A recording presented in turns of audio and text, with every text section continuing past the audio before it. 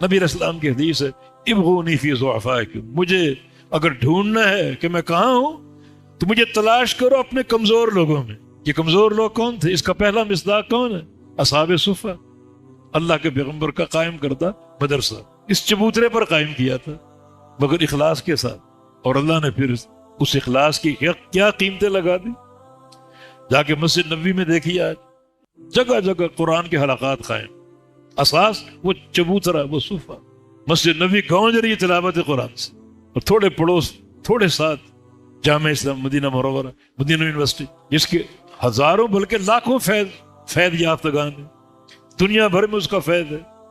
اساس یہ چبوترا تھا۔ اخلاص اگر ہو تو بڑا علم کا رنگ ہے اور بڑا اس کا پھیلاؤ ہے۔ میں ابغونی فی ضعفائکم، مجھے اگر ڈھونڈنا ہو تو مالداروں میں نہیں، مجھے کمزوروں میں تلاش کرو۔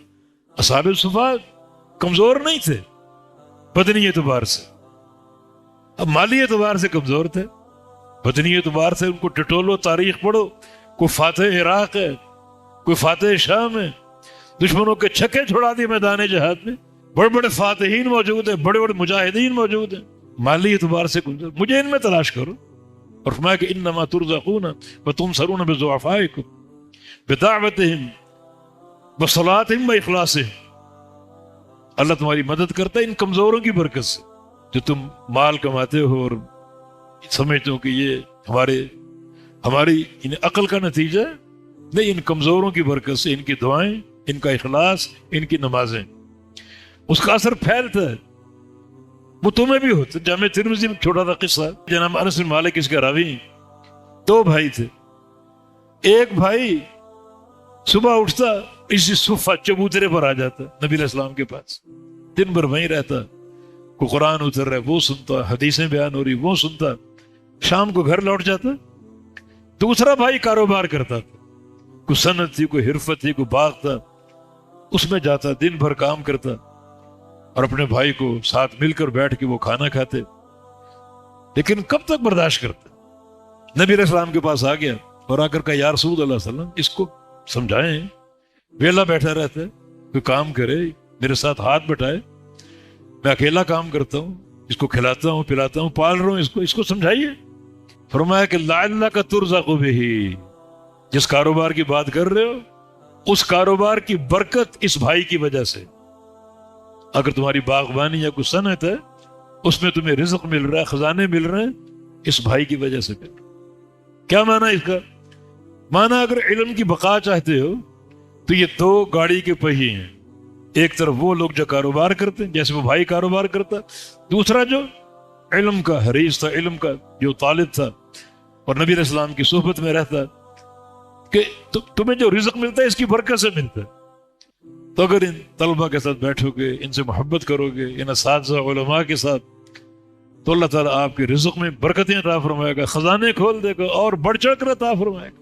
اللہ دیکھتا ہے، عطا کرنا میرا کام ہے، میرا بندہ میرے والے کام کر رہے تو میں ہاتھ روک لوں، یعنی میرا بندہ خرچ کرے اور میں ہاتھ روک لوں، یہ اس کی شان ربوبیت کے خلاف۔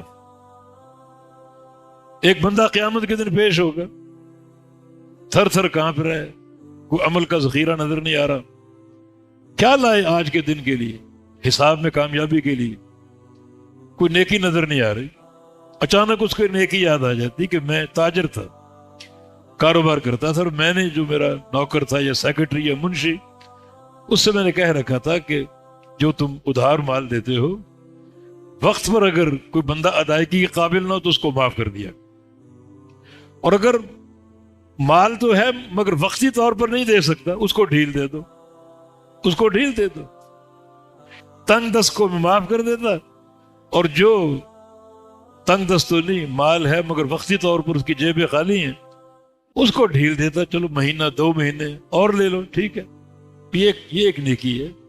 اللہ فرمائے گا یہ کام تو میرا ہے، ڈھیل دینا میرا کام ہے، معاف کرنا میرا کام، تم میرا کام کر رہے تھے، میں تمہیں کیسے عذاب دوں؟ تم یہ کام کر رہے ہو اور میں تمہیں جہنم میں ڈال دوں؟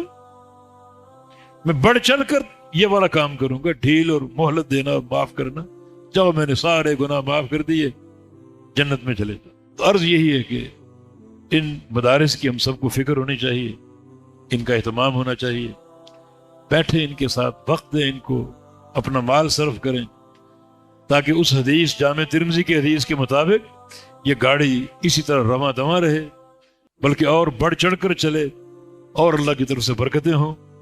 اللہ پاک توفیق عطا فرما دے، اللہ ہم سے راضی ہو جائے۔